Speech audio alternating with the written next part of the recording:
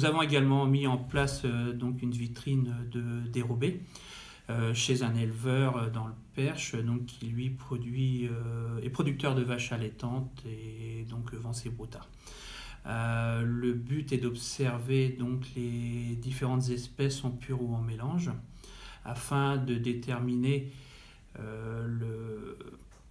afin de pouvoir observer les différents trèfles notamment qui nous sont proposés,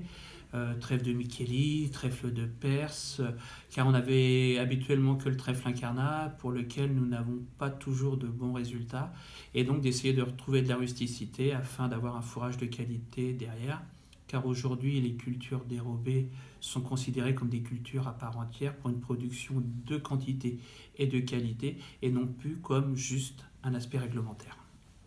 L'enjeu est bien d'associer une légumineuse et une graminée.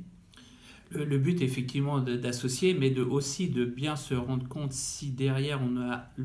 la partie légumineuse qui nous pose toujours un problème d'implantation, nous apporte vraiment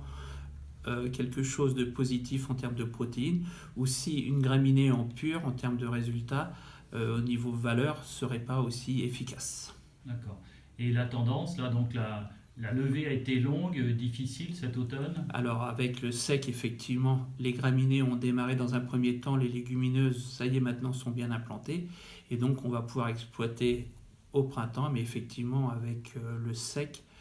il n'y a eu aucune production d'automne, alors que dans ce qu'on aurait souhaité démontrer avec certains mélanges, c'est qu'ils sont très rapides et très rapides d'implantation, qu'aurait pu avoir une production dès l'automne.